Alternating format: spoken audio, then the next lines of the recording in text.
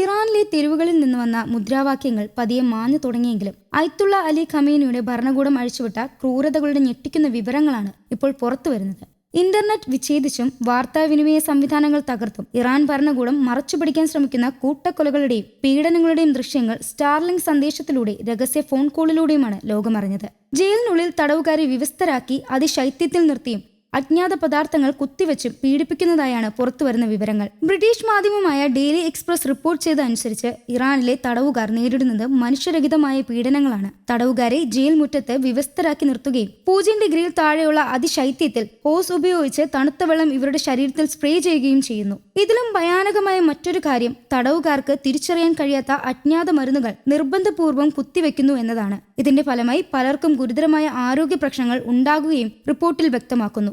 ജനുവരി 8 രാജ്യമൊട്ടാകെ ഇന്റർനെറ്റ് വിച്ഛേദിച്ചതിന് പിന്നാലെ ഇറാനിലെ ഖമേനി ഭരണകൂടം നടത്തിയ അടിച്ചമർത്തൽ 1979 വിപ്ലവത്തിന് ശേഷമുള്ള ഏറ്റവും മാരകമായ ഒന്നാണെന്ന് മനുഷ്യാവകാശ സംഘടനകൾ പറയുന്നു. തെഹ്റാനിലെ തജ്രിഷ്, നർമിക് തുടങ്ങിയ സ്ഥലങ്ങളിലെ തെരുവുകളിൽ രക്തഗന്ധമായിരുന്നുവെന്നും മുനിസിപ്പൽ ടാങ്കറുകൾ ഉപയോഗിച്ചാണ് രക്തം കഴുകി കളഞ്ഞതുവെന്നും സാക്ഷികൾ വെളിപ്പെടുത്തുന്നു. കൊല്ലപ്പെട്ടവരുടെ മൃതദേഹങ്ങൾ വിട്ടുകിട്ടാൻ അവരെ കൊല്ലാൻ ഉപയോഗിച്ച വെടിയുണ്ടയുടെ പണം നൽകാൻ അധികൃതർ കുടുംബങ്ങളോട് ആവശ്യപ്പെട്ട സംഭവങ്ങളും റിപ്പോർട്ട് ചെയ്യപ്പെട്ടിട്ടുണ്ട്.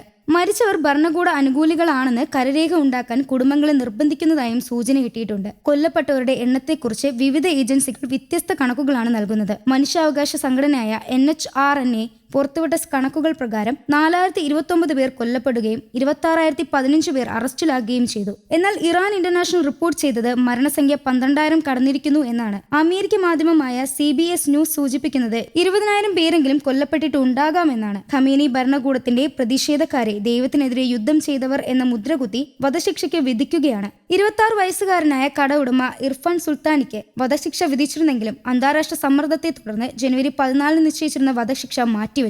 അമേരിക്കൻ പ്രസിഡന്റ് ഡൊണാൾഡ് ട്രംപ് നൽകിയ ശക്തമായ മുന്നറിയിപ്പും വധശിക്ഷ നടപ്പാക്കുന്നതിൽ നിന്ന് ഇറാനെ പിന്തിരിപ്പിച്ചു. എന്നാൽ ഇന്റർനെറ്റ് ഇരുട്ടിൽ ഇറാൻ ഭരണകൂടം ചെയ്തു കൂട്ടിയ ക്രൂരതകളുടെ യഥാർത്ഥ ചിത്രം ഇനിയും പൂർണ്ണമായി പുറത്തു വരാൻ ഇരിക്കുന്നതേയുള്ളൂ. അതേസമയം പ്രക്ഷോഭത്തിൽ 12,000 പേരെ സർക്കാർ കൊന്നൊടുക്കി എന്നാണ് ഇറാൻ ഇന്റർനാഷണലിന്റെ റിപ്പോർട്ട്. ആയിരങ്ങൾ പ്രക്ഷോഭത്തിൽ കൊല്ലപ്പെട്ടു എന്നും അയത്തുള്ള ഖമേനി തന്നെ സ്ഥിരീകരിച്ചു. വിലക്കയറ്റത്തിനും തൊഴിലില്ലായ്മയ്ക്കും റിയാലിന്റെ ഇടിവിനുമെതിരെ ഡിസംബർ 28 ഇറാനിൽ വ്യാപാരികൾ പ്രതിഷേധ സമരം ആരംഭിച്ചത്.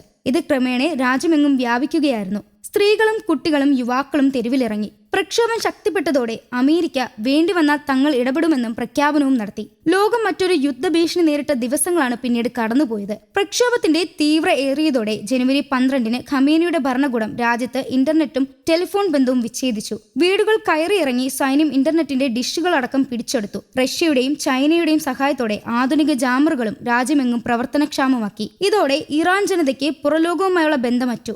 1000-ഓളം ഇറാഖി സൈന്യത്തെ ഉപയോഗിച്ചാണ് ഖമേനി പ്രതിഷേധക്കാരെ അടിച്ചമർത്തിയത്.